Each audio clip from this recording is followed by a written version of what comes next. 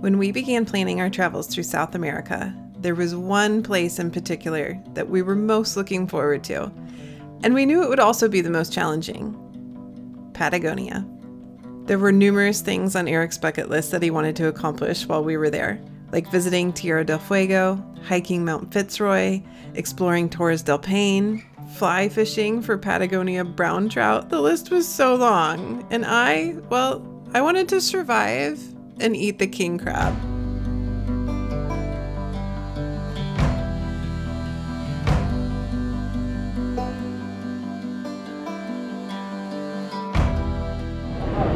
So we're leaving Buenos Aires today. I just got my suitcase searched. I had to go down to the police station. Airport police. My shampoo looks highly suspicious. It was pretty fun. We did. We had a great time. Love Buenos Aires. This place was awesome. The food was so great. But today we are headed all the way down to the bottom of South America to Ushuaia, Tierra del Fuego. Penguins. Snow. And they're apparently known for the Fuegoian food? Fuegoian. Anyway, so that's going to be like southern king crab and sea bass and lamb. So looking forward to that. Oh, it weighs you down deeper than you know. Yeah, it weighs you down deeper than you know. Oh, darling, don't be scared. We made it to the end of the world. It's pretty amazing so far. We're still at the airport. Just picked up our car, but oh my god. It's so crisp and beautiful and amazing. And I thought we were gonna like fly into a mountain on our way in. It was a pretty interesting approach. Yeah. Spectacular. Oh, awesome. Yeah. Okay. So let's. We gotta go. Hotel? Yep. Yeah. All right, we're gonna check into the hotel. It's supposed to be super rad. Let's just start with these incredible views. I mean, whoa. And the hotel, like many that have taken us in and helped us along the way, have a very friendly staff that answered the many questions we had. We sat in this glass sunroom and watched the snowfall around the Beagle Channel for hours. We would occasionally pop outside to feel that freezing cold, far tip of the world air on our faces. After getting settled in and a great meal of local sea bass, we hit the bed early, excited for our hike the next day in the Tierra del Fuego National Park. One thing we learned quickly in this part of the world is that the weather is literally unpredictable. So when we awoke to an unexpected but not uncommon snowstorm the next morning, we knew we would not be able to make our hike during our short visit. So with hiking called off for the day, and since we travel pretty light, we knew we weren't prepared in a lot of ways for Patagonia. Therefore, we decided to brave the roads and head into town because it was looking like we were going to need, at a bare minimum, a pair of gloves. It's like a full-on whiteout blizzard. So we had to come into town to grab some gloves for tomorrow because we're gonna need them. So what are you gonna do?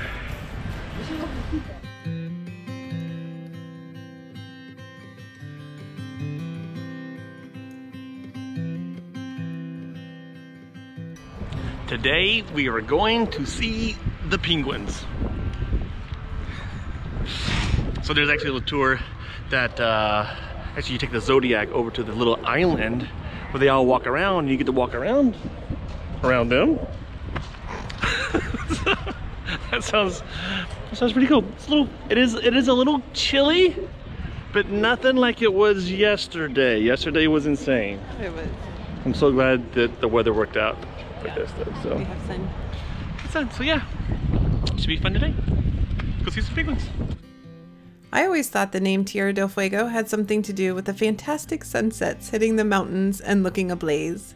But during the drive, our tour guide told us that the name was actually coined by Ferdinand Magellan when he saw the fires dotting the mountainsides of the native, and I'm going to pronounce this wrong, Selknam and the Yagan people, who incidentally wore little clothing and instead used the fires to keep themselves warm. A couple of hours down the road, we arrive at the Haberton Ranch, where we jumped into our Zodiac boat for a quick but very bumpy ride over to Martillo Island. On the Zodiac. It's kind of bumpy.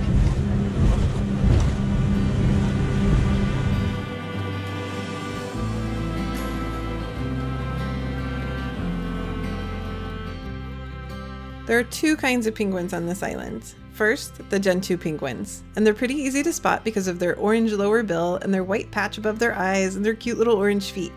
They tend to stay close to the island year-round. They make their nests out of pebbles, putting one stone down at a time to build it, and it is adorable to watch.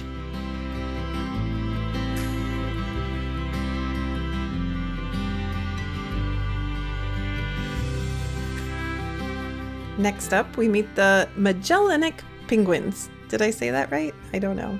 Anyways, they aren't as hardy as the Gentoo penguins, and instead they prefer to build their nests underground to help keep out the nasty weather. I do not blame them.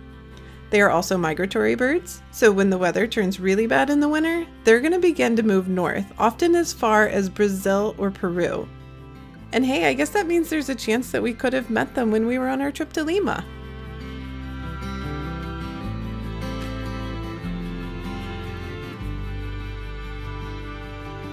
Penguin tours are big business in this town, and there's a lot of people that want to show them to you.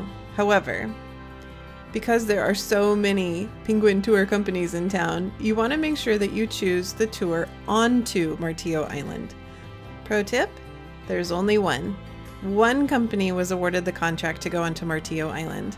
The only other people that are allowed on the island with the penguins are researchers. After our visit with the penguins, we boarded another much bigger boat for the trip back to Ushuaia through the Beagle Channel. How cool is that? The channel is notorious for rough weather, and it was crazy bumpy. Enough that we had a hard time drinking our beer. I mean, I could have bet money that I was going to chip a tooth. Not that that stopped us. But the scenery was fantastic. And along the way back, we made a couple of stops to see the I'm never going to pronounce that correctly, lighthouse, and a few rock islands that were full of sea lions, which of course gave me flashbacks to our Lima trip. Shooey. And before long, we could see the lights of the city, which meant that our trip was over, but what a fantastic way to spend a day in Ushuaia.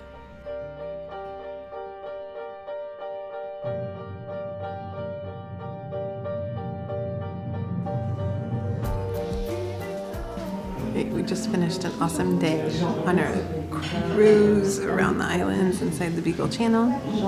Walked up 5 blocks uphill, and now we're having dinner at Kaupe. Kaupe?